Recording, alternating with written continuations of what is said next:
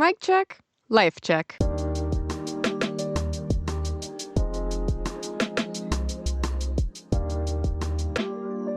With Haley Jensen. Hello, and welcome back to another episode. Today we are talking about adulting.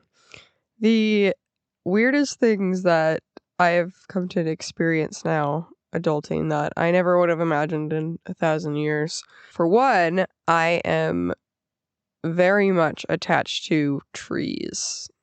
Sounds weird, I know.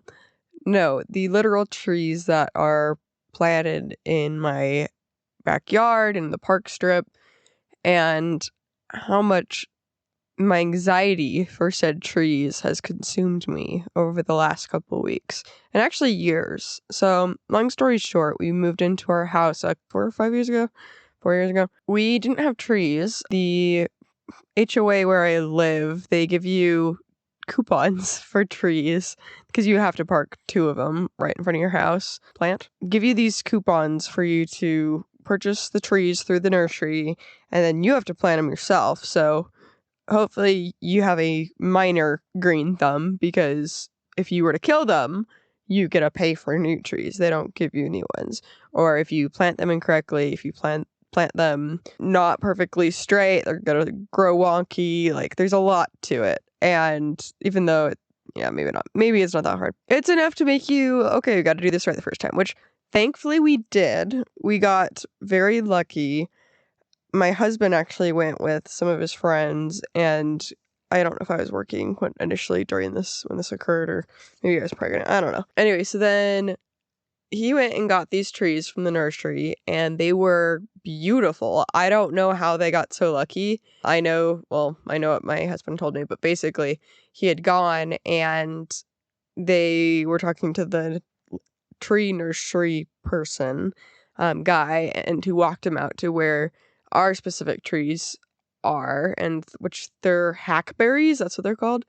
However, there's no berries on them. I think if there's like a male versus female type of the tree, I believe it's like the male tree, because the female tree produces the fruit, but that's a whole nother thing. So they walk out to where these hackberry trees are. Apparently there was like a bunch of them, but there was only like a couple like really tall, nice ones.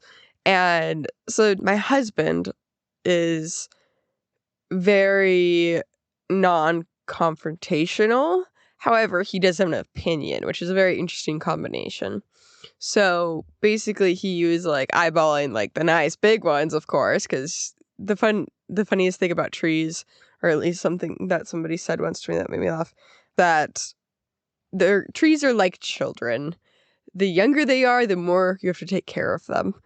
AKA, if you get the trees when they're a couple years old and have a nice thick trunk, then the chances of them dying / just having to be babied is significantly less. And so my husband found these beautiful, beautiful, tall, majestic trees, and he kind of looked at the nursery owner guy and was like, "Can we get these ones?" And he's like, "Sure." And so they marked them and they hauled them away, and overall was the most wonderful outcome that could have occurred. Because when I must have been working or something, because I remember coming home and seeing the trees, and I was like, oh my gosh, those are beautiful. They are so tall, and I mean, they're young trees, so there's like a crazy amount of foliage going on or anything. Overall, just beautiful. So since then, it's been a couple years since. I remember last year, we had like a couple very windy storms. One of them being so much that had me running out to the curb to like attempt to hold the trees. Actually, I think it's like one or the other, because I think one of them was like pretty well not staked, but supported, because when you plant the trees, you stick 2 stakes, whatever, to create a little support system for it. I remember standing outside like during this windstorm and holding one of the trees for dear life, and calling my husband and saying, "Oh my gosh, you have to come here now. We need to do something, because one of our trees is like basically starting to bend, not in half, but it felt like it. And I was really concerned. The funny thing is, with that windstorm, all of my neighbors were out too, because we were all like pretty worried about our trees. Anyway, so that's the epitome of adulting for you, is you care about your trees more than a lot of things. We had another kind of windstorm. It wasn't nearly as bad, but I was very worried about it because on our phones, we were all getting alerts yesterday about how we were gonna have 50-mile-per-hour winds and that we should secure our items so that they don't blow away, etc. And so I started having anxiety again about these trees, because that was the highlight of last year's and the tree situation. So I began to be a little bit worried because I was like, oh my gosh, our trees. And the funny thing is, you'd think after a year, which they've gotten a better trunk, like they're a little bit thicker, but I still have anxiety because, one, the trees that we got were so beautiful first, like right off the bat, and so I'm just worried that a windstorm's gonna break one or both of them. And the irony, though, that made me feel a little bit better was because I was talking about it with my husband. He's just like, well, I mean, as long as it's just the top of it that breaks off, we'll be okay. I'm like, oh yeah, because the roots of the tree and the trunk will just naturally push out a new top. And so that made me feel a little bit better. Thankfully, nothing happened, but just in case, earlier yesterday I did go out and I had like this old nylon like rope from the Dollar Tree, and because we don't actually have real rope around here, I don't know why we would, but anyway, so I ended up using that with the combined tree protector pulley thing and wrapping that around and like retightening it, which I felt I did a pretty good job, to be honest. But and it looked pretty alright, like besides the fact that the rope is like bright blue. But anyway, it made me feel better for sure, especially when the wind starts picking up after. The front tree yard situation, the back is even more shiny and new because for years now, our backyard has just been very boring. We have no foliage or trees, and so the main reason for that was just because we have been putting it off because we had a baby, like an infant, last year, and so during the summer, and so neither of us were gonna want to be doing crazy manual yard labor, and so it just got naturally pushed off more and more. And so finally this year I kind of put my foot down. I was like, no, we gotta get these trees in the ground and growing. And the main reason why is, one, yes, it makes your yard look prettier. Two, the trees need time to grow, obviously, and so we wanted like them to be shade trees. And then yeah, that's pretty much it, to be honest. But anyway, so I just didn't want another year to go by where we didn't have trees in the ground, in the yard, whatever. And so we finally did it. So excited. However, what no one warns you about with adulting is how much trees freaking cost. Take a guess. We got 5 trees. Got your guess? Yeah. Ended up being like, I think after all the extra things that you buy, which includes like the wooden stakes, the tree ties for stabilization, the bark, the mulch that goes at the bottom, it probably ended up being like $2,400, $2,400 for organic life material. And keep in mind, they were pretty tall. They were good 6 feet plus. Actually, they're probably taller than that. They're probably like 7 feet or so. And the caliper, if you're going tree hunting, you know what I mean? But it's basically just the width of the trunk of the tree is good like 2+ inches. So these trees have been alive for multiple years, even before we encountered them, which is the whole concept of getting trees. The younger they are, the more you have to take care of them. So for us, this was a solid investment. because we wanted these trees to just get going and being nice, tall, and leafy for us. And so thankfully, it's been a couple weeks since we've planted them, and they have been doing very well. They look so pretty. Our yard had a facelift, completely more desirable than it was before. And I am just so excited to watch them year after year now grow. And it's funny because before, our yard, like I said, was pretty boring. And now we have like all these little birds that visit us, and it's so cute. And my son absolutely loves it because he can see out the window when he eats his food and sees all these like birds flying around, and he's just the biggest smiles. And anyway, so that's been really fun too. We also have a little gazebo area, and during this time, I noticed that a specific bird, was hopping around with like twigs in its beak, and so I was like, you're collecting stuff for a nest, aren't you? And then I realized the bird was actually building the nest in our gazebo. So since then, there's this beautifully constructed bird's nest. However, I haven't seen the bird come back in a minute, but the nest is ready to go. So I don't know if, one, we spooked the bird off because the bird realized that there was actually a lot more like humans around or something. I don't know. But, and we also have 2 dogs too, so that could be part of it. But the bird was like flying around when I would run the dogs to go outside to go to the bathroom and stuff. So I'm pretty sure the bird like was fine with that initially, I guess. I don't know. So I haven't seen any little baby birds. I mean, that would have been very quick, I'm pretty sure, because I googled it. It says like the lifespan for the bird type or whatever was, not lifespan, sorry, the nest giving birth situation is like 4 weeks or so. And so we're probably in week like 3 maybe. So maybe that was the time for the bird to lay the eggs and then at week 4. I don't know. Keep us updated though.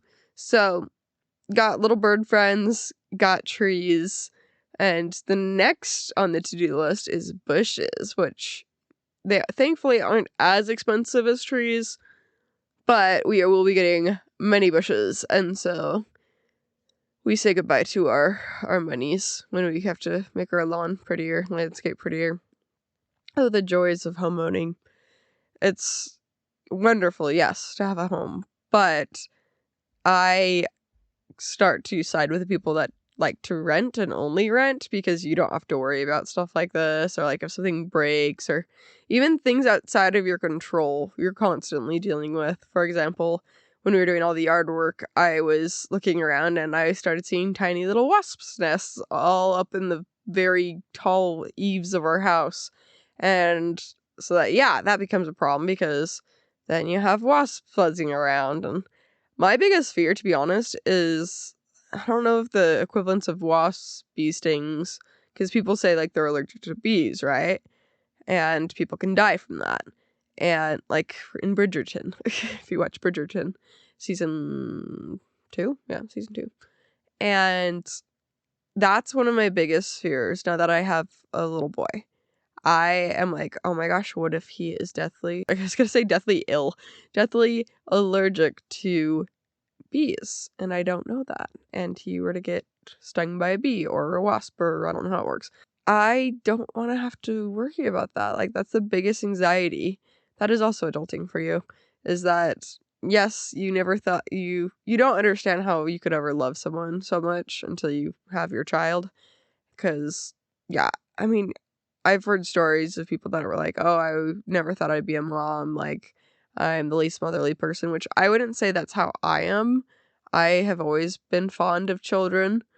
And so I knew I would love my own child, but it's turned me quite literally into the mama bear. I hate that stereotype. It sounds so stupid, but in reality, like, you would do anything for your child. And so that's also adulting for you, but the real difference is just the mundane things that you'd stress out about in college or even high school, like the drama, the day-to-days, they just don't matter, which it is honestly a blessing because I don't want to have all that type of stress throughout the rest of my life. And so it's very nice that once you kind of just cross into the I don't care, like I just love my child and husband and that's it realm, it's wonderful. What I have noticed though with having children is naturally it's human nature to compare, but how you observe other parents parent their children is truly one of the most unique things ever. Because, of course, naturally, you are always going to think that, not necessarily that you're right, because I wouldn't say that. I always think I'm right, because we're only human, and I am learning. I've never been a mom before, so I mess up sometimes, especially when your kid gets hurt. They trip and whack their head on something, and you're like, oh my gosh, obviously something pretty much out of your control, but anyway, it makes you feel awful, but I will say when it comes to when you witness other parents parent things that they can control or how they react, how you specifically wouldn't want to yourself, like, I think that's what's a little unnerving because you'll watch something go down and you'll be like, oh my gosh, like, are they going to do something about it? Or why aren't they reacting? And it's none of your business pretty much. And like, I think it just digs at you because you're like, oh my gosh, if that was me, like, you'll naturally put yourself in the situation, in the shoes. And because I don't know, I think it's almost like a training thing where you're like, okay, how would I react? I don't know. Not even intentionally, but that's just kind of naturally what happens. At least it does for me. And I think that's what kind of shocks me more than anything is I'm not trying to act like I'm the perfect parent because I am definitely not. I make mistakes every single day. But when it comes to things that are very controllable, like what hurts me the most is usually when I see kids walk all over their parents, or I guess parents that let that happen. Like they won't have any sort of authority and they'll let their kid just cry and scream, whatever. And the parents like, no, we're not gonna do that. We're not gonna do that. And they don't have any sort of like, no, we're gonna nip that in the bud right now. Like I don't know, it's just so frustrating to me. And I know it's my favorite quote is not my circus, not my monkeys. Of course. Not my circus, not my monkeys. Can't get involved, not my problem. But it's hard to be around. And I'd say the worst thing is when it affects your child through another parent's actions. I thankfully haven't had a ton of experience with this, but I've just heard so many scenarios, whether that's on TikTok or word of mouth. But basically, I'm terrified for the age where my child wants to go to the park, and if another kid like either hits him or bullies him or does something that they shouldn't be doing, like whether they're blocking the slide or whatever, I obviously, one, there's something to say about being tired as a mom, an adult, not wanting to get off the park bench or whatever. Not that I probably will be chilling. I'll probably be with my kid, but I don't want to have to worry about that with another parent not teaching their kid good values or how to act in public. Like, there's so many just kids, I feel like, these days that are, one, iPad kids, which, yes, my kid will never, ever, ever, ever, ever, ever, ever have a tablet. Not because I don't want him to have a tablet. I don't want him to be an iPad kid. So I just have too many people I know that I swear they pop out a kid and then they might as well pop out the tablet and headphones too, because the speed of which that they slap one into their kids' hands because they don't want to have to go to the work of parenting is just astronomical for me. But that's another rant for another day. But I don't know. For me, it's just like, if you're gonna have the kid, like, you should know that's what you're signing up for. And I don't know, it's a combination of the tablet situation and letting their kids walk all over them. So, and quite honestly, where I live and grow up, like, I know in maybe other countries or whatever, they get slapped with the sandal, um, and whatnot. I don't think we're gonna be physically aggressive like that, but we'll definitely there'll be consequences for their actions, and just making sure whether that's being grounded or not being able to do what they want to do. It's not hard to parent, and so many adults choose to have children, or maybe they're accidents, who knows, but they just don't follow through, and it hurts my heart and soul. And I don't know, I just see so many kids, like multiple kids, like these parents will keep having more and more children, and I'm like, why? You cannot even parent the first ones. And yeah, I don't know, it's hard.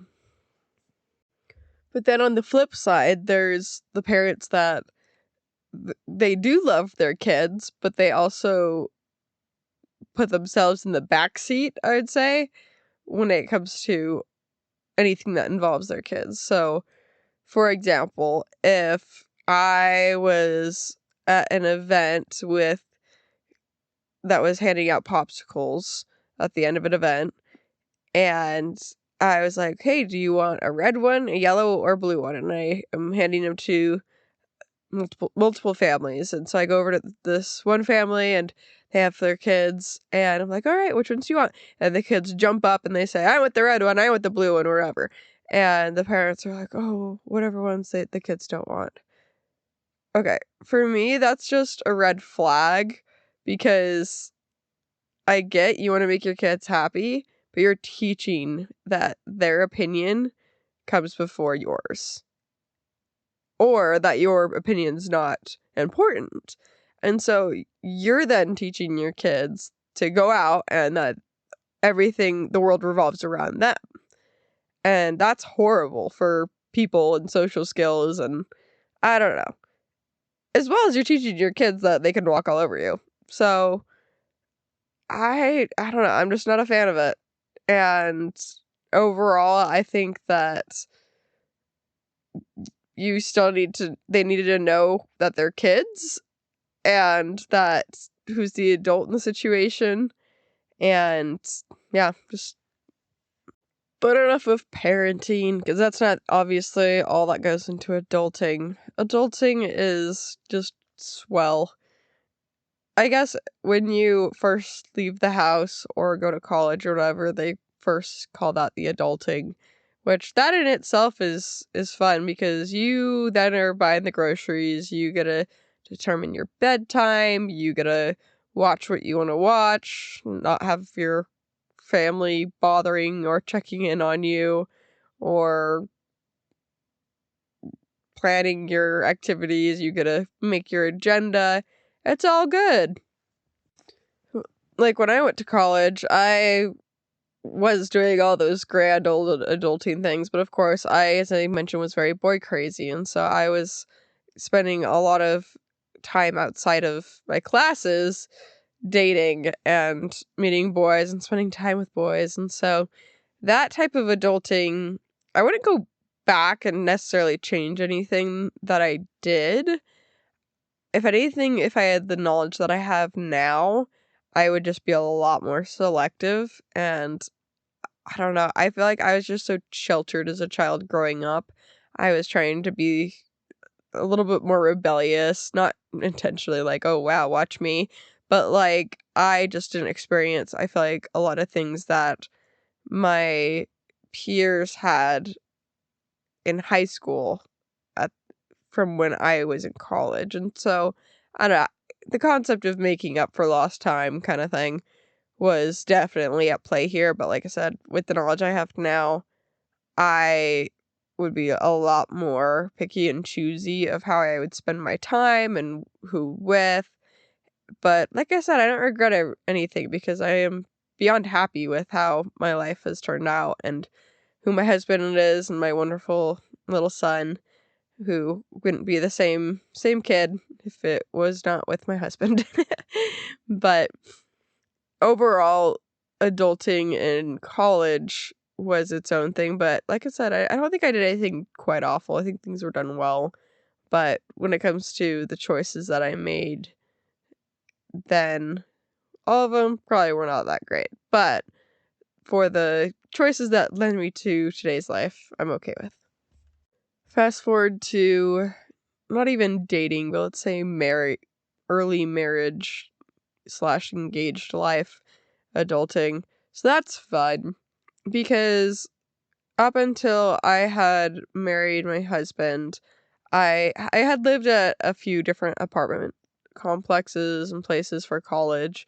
And so that wasn't too bad because, I mean, I was living in the Utah bubble, and so a lot of my roommates were Mormon or just generally good people, like not doing bad things.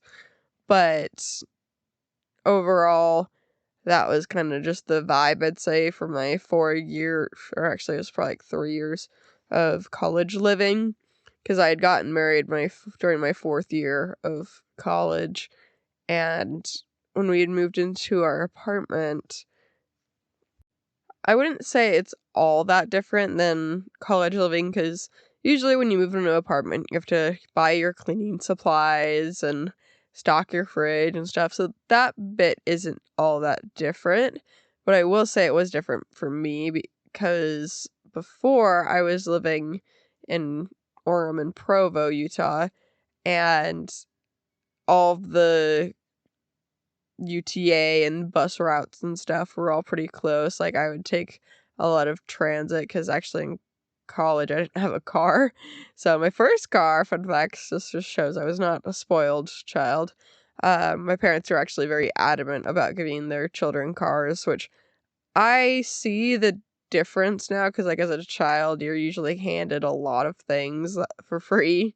And so looking back, I'm just like, yeah, it is a little crazy that parents give their kids cars, like whether they're new or used or ancient, kind of out of the question. Like, to even be gifted a car in general is pretty significant. But anyway, so I was always taking the transit provided with the bus pass and stuff through my college, and so that's how I made things work, and it worked out well. But when I had moved to our first married apartment with my husband, I no longer. I mean, I think I had the transit pass for one more year because it was my last year of college, and we did live close to one of the train stations, and so that was nice. But I didn't use it ever because I really didn't need to. Because when we got married right when the pandemic started, quite literally in March of 2020. We got married, which we got married right before things really kicked off. It was like it was the Saturday of the weekend before everything shut down the following Monday. And so that was a whole thing. We had a normal wedding, and we had most everyone that was planning on being there be there. We only had like a couple people that were like, hey, not sure about this whole pandemic thing, and we've been told to keep our elderly safe or something like that.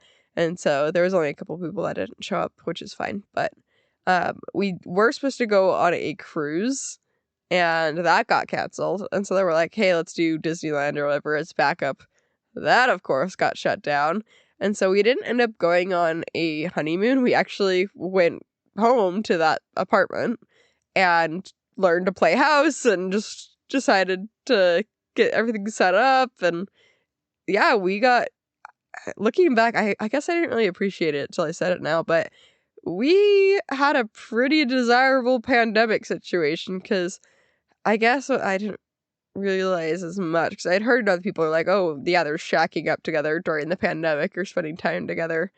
But yeah, it's pretty nice to be newly married and having to brave a pandemic together.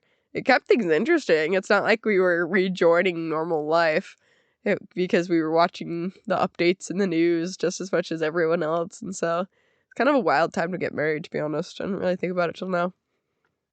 But yeah, so living in the apartments for the first 2 years of our marriage definitely was fun, of course. It's an endless sleepover with your best friend. Anyone who wants to hate on marriage, like, I guess if it's for the official document side of things versus just living together, I don't know. I can imagine just living together, but like, I feel like there would also be an underlying, like, almost what are we kind of thing, because yeah, it's weird to me that people choose to do that for years and years. Like, oh, we've lived together for 8 years. That's insane to me. Like, just get married or just say you're married, you know? You don't have to actually write it down or do the official documents if you don't want, but just say you're married. I feel like I don't know. Like, I get it's not for everybody. I am a true believer in do what you want to do. But personally for me, I would definitely just get married because I don't know, it's easier to explain. Although okay, funniest story, which actually I'd love to tell right now. So when we were scoping out slash spying slash breaking into our own house when it was being built, which basically everyone does. So everyone on our street would show up on like Sundays or so, because usually like the work crews weren't around. And we'd want to like spy and see how things are looking and planning for the future. And anyway, funniest story. So we got here and we were walking around because like none of the doors were locked, of course. And so we are walking around upstairs and I'm with my husband and family.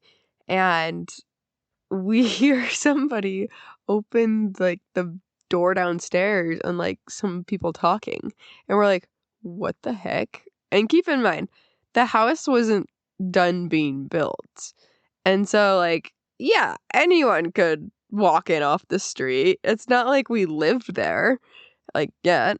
And so I was so like fiery, I'd say, because the second I clocked it and like looked at my husband and he looked at me, he's like, what are they doing? Like, I sprinted, and like looking back, that probably could have been like a bad idea if it was like something scary to be concerned about. But anyway, no. I was like, I'm gonna see who these people are before they hear us and like run away pretty much. And so I sprinted down our staircase and I was anyway, so I turned the corner into the kitchen and where our garage is, and I see him within a second, and it's a couple. And I'm just like, "Hi, how's it going? Like, how can I help you?" And they were like, "Oh, hey, yeah. Oh, is this your guys' house?" And I'm just like, "Yeah, it's gonna be," kind of thing. And they're like, "Oh, yeah, cool. Yeah, we're just looking around and just checking out the different types of models and whatever."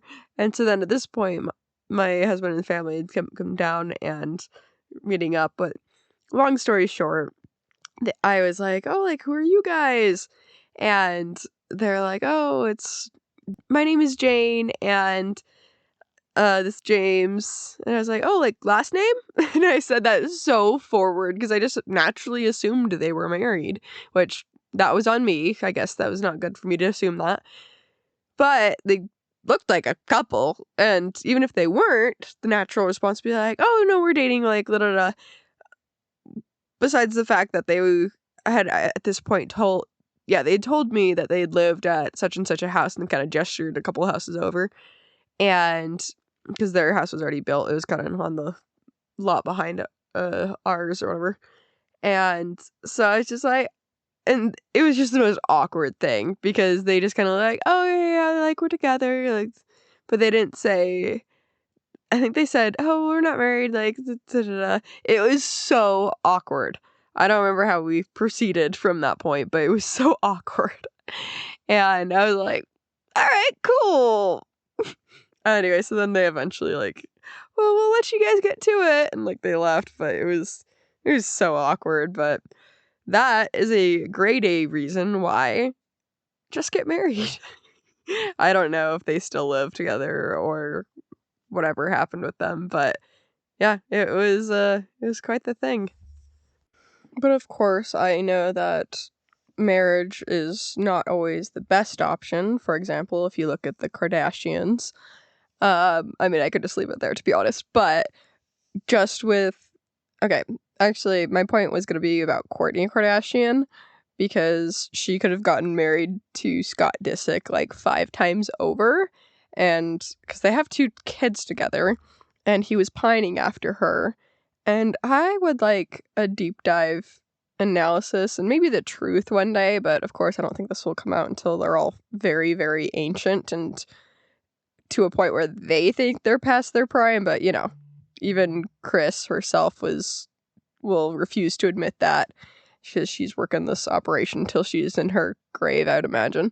But I want to hear the deep dive reason for Kourtney. Like, and you can just say, oh yeah, we weren't compatible, but it's just like, he would have done anything for her. And I understand as well, he had a very significant like alcohol problem, and I don't know if I were to answer it for her, which obviously I can't, but if I were to, I think it's just that she wanted more adventure and someone to really rock her world. I don't know, because that's obviously how she ended up with Travis. But I believe that Travis obviously kisses the ground she walks on, which I don't think Scott wouldn't. But yeah, I don't know. But overall, it makes me sad, any Hollywood or Kardashian or whatever couple where it's always so messy. It's always divorce. It's always like 3 different husbands or baby daddies or whatever. And like I grew up and live in Utah, so of course I have the very happy families mentality. But it also just makes me so sad hearing the stories of people that grew up in divorced homes, or I don't know, I just think it'd be so wild to be a kid in the Kardashian umbrella. But at the same time, every single one of them has a story and a half, and so I don't think it would be abnormal to be a part of it, because everyone is related to who / baby daddy / whatever. And I think that's obviously the price of fame and popularity. It's you're selling your soul to the devil. And so you're definitely signing up for that.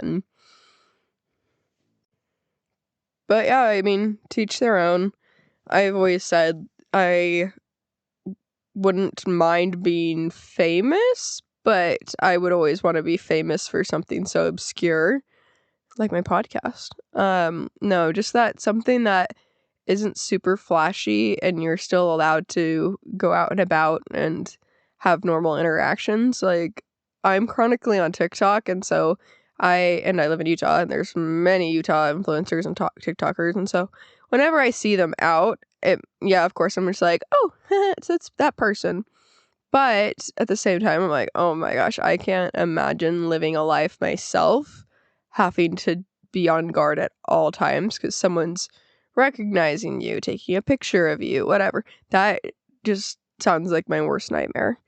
And so for that reason, like, I'm good. But obviously I would love for this podcast to do well.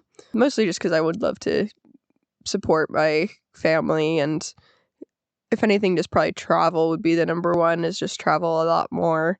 We're excited because me and my husband are going on vacation pretty soon to San Diego, and it's gonna be one of our first not big vacations, but bigger, with our son. So it'll be his first vacation, and yeah, I'm pretty excited. I'm a little nervous, to be honest, just because, once again, with adulting, you now have to pack and think of every scenario for this child where it's not like, obviously packing and going on a trip can be stressful in itself, but it is a different ball game when you're like, okay, and we want to swim there, so we have to bring swim diapers. Like, my husband is smart though, and he's just like, we can just buy whatever we need to there. But I'm all for being smart and buying things efficiently. I hate buying things where I know they're gonna just be super overpriced or whatever. So I'm just trying to be efficient with everything. But yeah, I'm super excited. We're probably gonna check out the aquarium and zoos and all those things and go to the beach, and super excited though, and it'll be even more fun, of course, just to see how our little guy gets to experience it all for the first time. And I'm hoping it's not gonna be abundantly stressful, because I feel like I'm gonna be stressed out, but I'm hoping I can also put it in my brain that it's a vacation and we're meant to relax. And for that reason, we're intentionally not trying to over plan anything. Like, we are looking at certain things to do there, but I don't want to plan it by the second and the day, because I experienced that a lot growing up with whether my family, but then mostly my performing group. We would go on a trip every summer to, when you're younger, you go closer to home. So, like, because we are based in Utah, the 3 places I think they'd go is Denver, Southern California, and San Francisco. And so I had gone to Denver and South California, because you go to 2 usually out of the rotation, because depending on the year, you usually miss 1. But and then what was the other ones that I went to when I was mid-teen? I went to Branson, Missouri, Chicago, New York, and Florida. I think there's one more, but I can't remember where it is. And then when I was in college, it's like the oldest age group, I was able to go to Cuba, which was really fun and quite the experience. But overall, with those tours and those trips, because they're hauling at least 60 kids, roughly, maybe adults, chaperones, I don't know.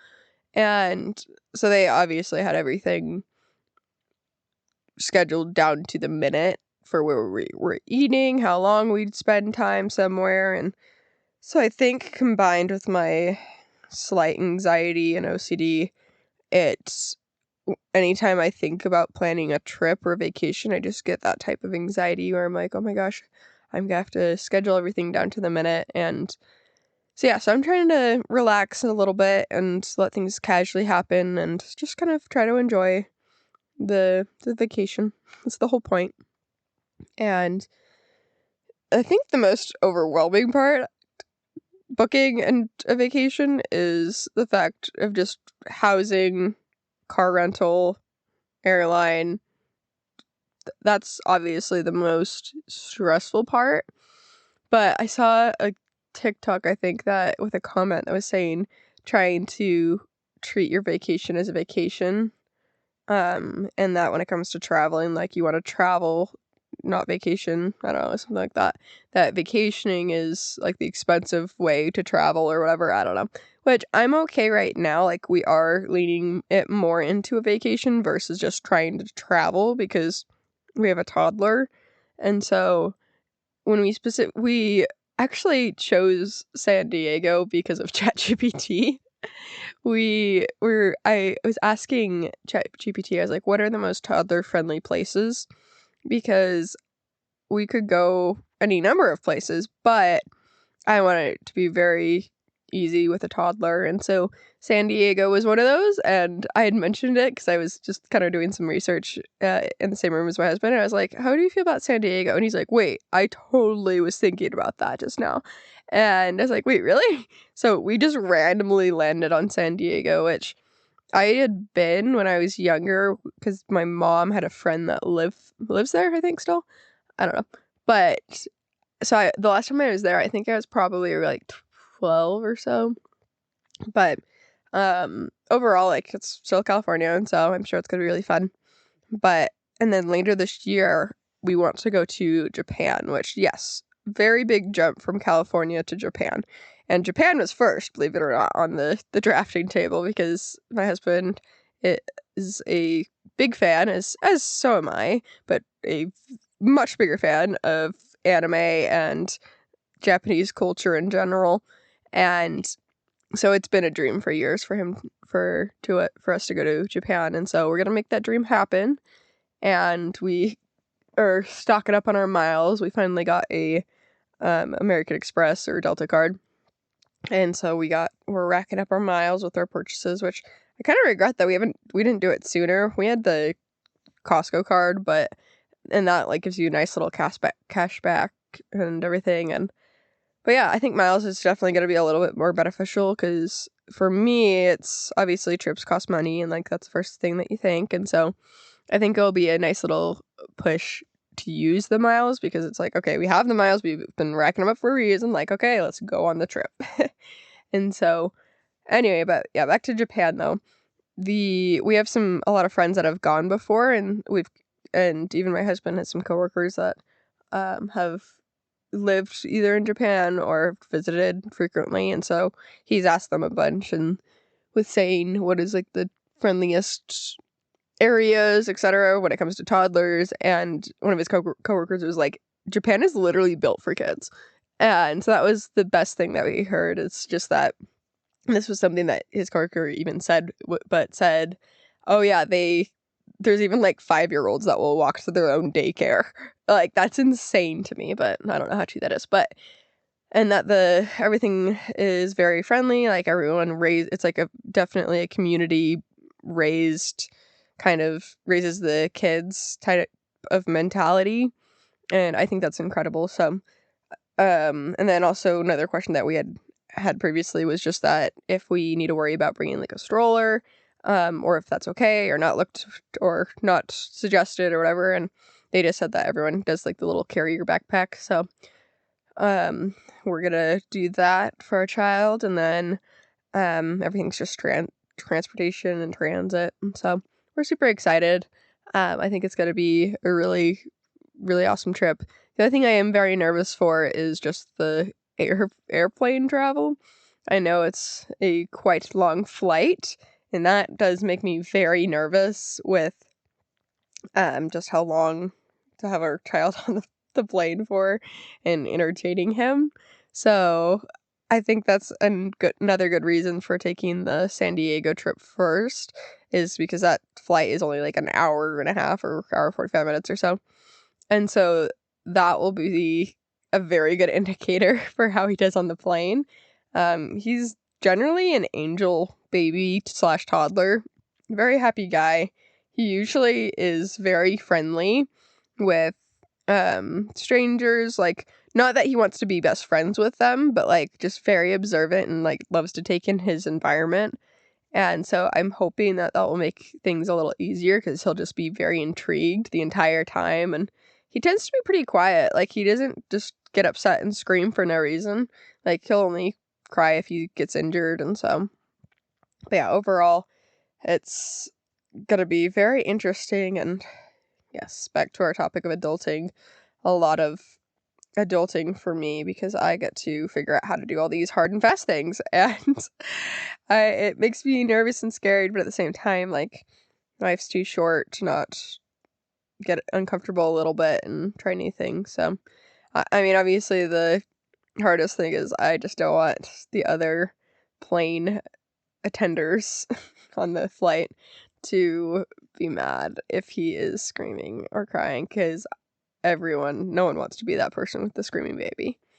And yeah, you just don't get until you have kids yourself. It's just like, if they're upset for any reason, like, there's nothing you can do or say sometimes that will calm them. You can try to breastfeed them, you can try to bribe them, and I don't know, hopefully he's reaching the age where bribes will work, maybe, that we can give him something that will make him happy and calm him down and put him in the right happy mood. But we'll see. It's gonna be an adjustment, and hopefully by the time we go to the Japan trip, he'll definitely be able to be bribed or entertained by the movies or whatever. So we'll see.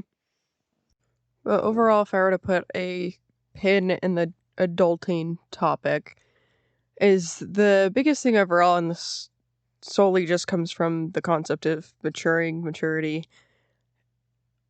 A lot of the things that I do day to day now, whether it's big decisions or grocery shopping or upgrading little things around the house from something that I initially bought pretty cheap because that was college student Haley balling on a budget, but it's falling apart, or I have to keep buying replacements because they just keep breaking. I think the biggest thing for me is just the maturity and comfort of having to make new, difficult, even scary decisions that are overwhelming. Obviously, that's the whole key thing of adulting in general, because people love to joke, oh, well, I'm adulting now. So with that being said, if I could go back and tell younger Haley, I mean, here's the thing, is that the future is always overwhelming and always uncertain, and that's, I think, what the majority of people's biggest fear is that you can't predict the future. But the whole concept that I like to lean into sometime of it's not the destination but the journey, so typical. But no, it's true, like the little mistakes that I've made along the way, one that comes to mind instantly is when I was installing a baby gate recently. I had pressure mounted the gate and I pressurized it so high, and the fact that it went straight through the drywall. And so there's just a little circle, perfect for where the pressure thing was for the baby gate. And because we had moved into this house and it's brand new, I feel like I just ruined our house by making a little hole, and it was right next to the front door too, kind of on our stairwell, and so that was very embarrassing. But so then I think maybe if I was a college kid, I would have maybe gone crying boo-hoo-hoo to my dad and said, please come help me fix it. Or, well, I don't know if that's true actually, because I was pretty determined and independent in college. But yeah, let's just say like getting up there in high school. Because yeah, I definitely would cry boo-hoo-hoo, help me fix it, or fix it, because you should just do it, kind of thing. But yeah, I became a master now in drywall and spackle and drywall joint tape and compound and all that. Obviously a lot of YouTube tutorials, so thank goodness for YouTube. But it is just one of the small little steps of screwing up that I have now become so confident, and definitely a little feather in my cap, to be honest, because we were over at a friend's house a while back, and they had some damage as well because kids are destroyers of drywall.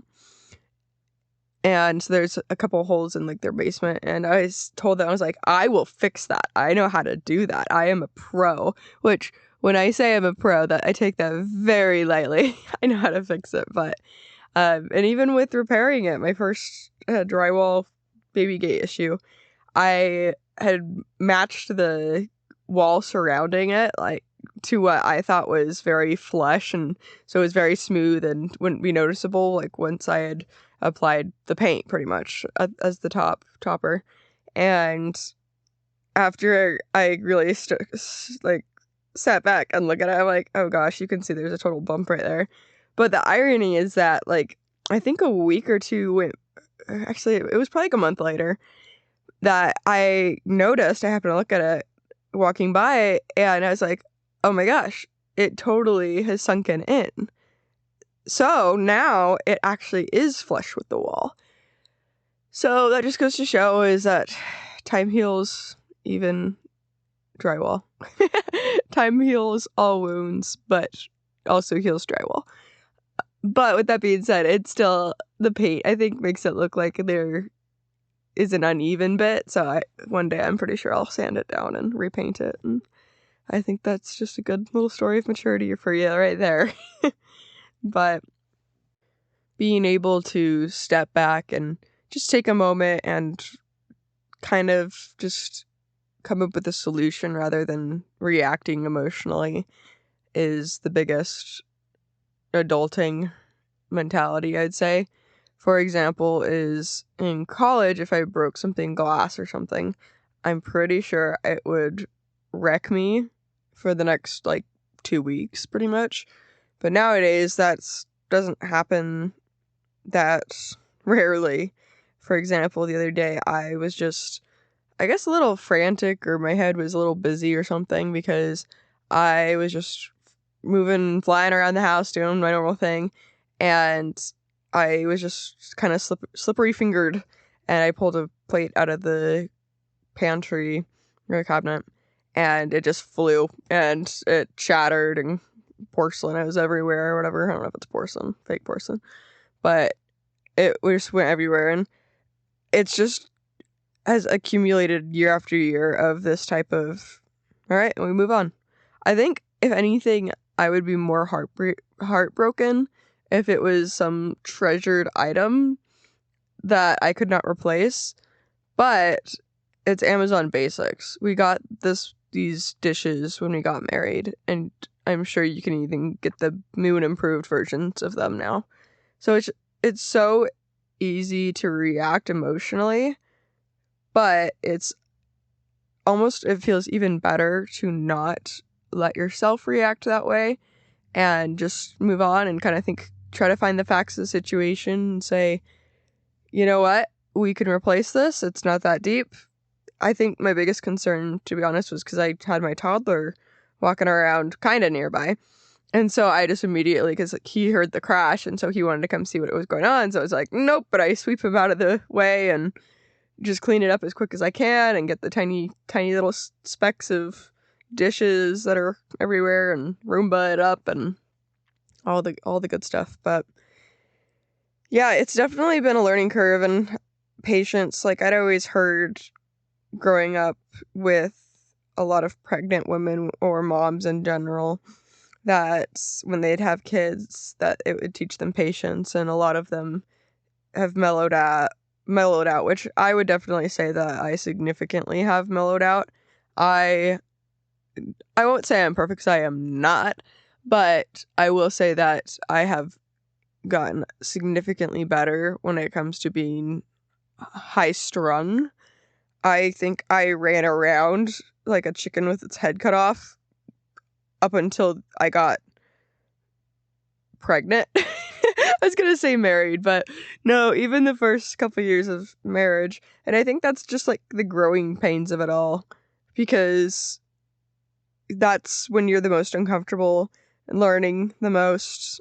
And as I had mentioned, we had gone through a pandemic together, which that was very scary in general. Just not knowing what to believe, fake news, for what was real, how terrifying this disease was, if the numbers were fake, whatnot. And because in all honesty, I know some people did have relatives die, and I'm not excusing that, but because that is obviously very sad.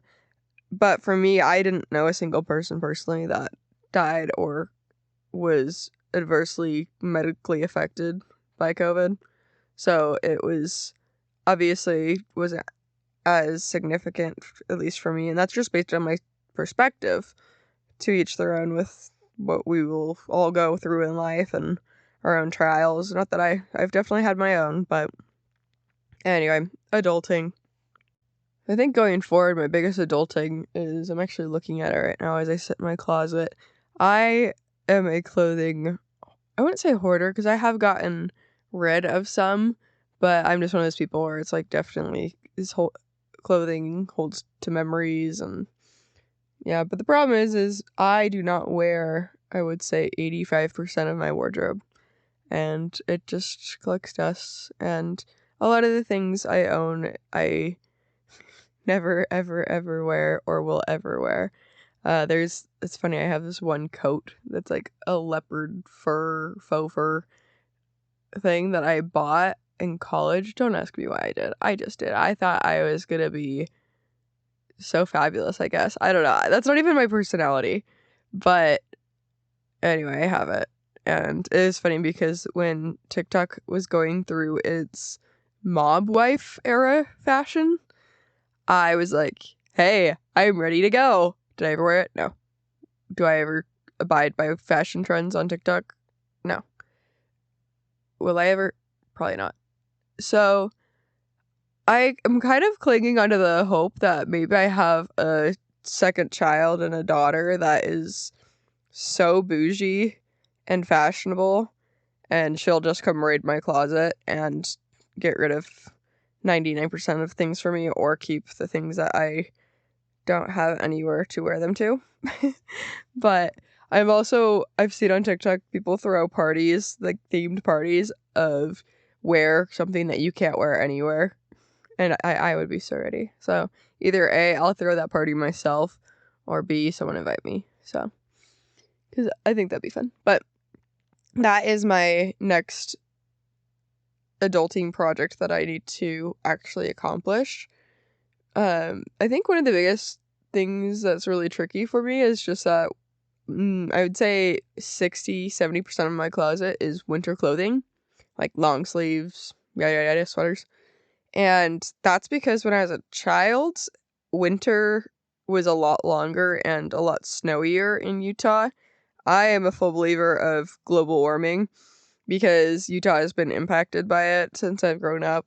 The winter and snow seasons have significantly decreased, and it does not snow that as much. And so it makes it hard because all these things that in my brain, I'm like, oh yeah, like I could totally wear this because I live in Utah.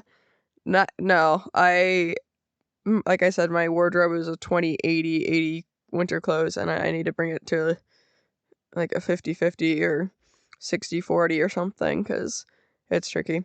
With that being said, and I was actually talking to a friend about this the other day, I don't think I'd ever move to a place where it is constantly winter, which I definitely prefer the winter weather and like dressing cold anyway. But Utah is obviously very known for having the 4 seasons that you get to experience all of them. And that's wonderful and lovely and nice. But I wouldn't want to be somewhere cold all the time because then you have to battle with like, the depression of it. And then you just don't get the seasons changing. And my friend was just saying that she wanted to live somewhere that was warm, like California, full time. And yeah, no, I can't do that because she asked me why. I was like, because I hate sweating. I literally have to feel clean 99% of the time. Like these days in Utah, just based on my schedule, I some days will be showering twice a day, which maybe that's normal for some people or like a lot of people, but I don't know, it just feels like a lot of showering. So anyway, I'm not sure if I totally hit the head on the nail of the point for adulting today, but that just goes to show we just make it up as we go. That's the real secret of it. And I know in about 10 years, I'll probably look back to my life now and be like, wow, she had no idea. But I like to think I have a bit of an idea. Basically just parenting in general, that's a very life lesson learned every single second of the day. So we're gonna just go with that, and if I have a second child down the line, then maybe they will. Just kidding. From what I've heard, everyone's like, no, you forget everything. So I won't try to play with that concept too much because from what I understand is I will still forget everything. So, but that's all. Have a great rest of your day. I hope this can help your heart just know that it's okay to not have everything perfect, and the messy parts is when we learn the most.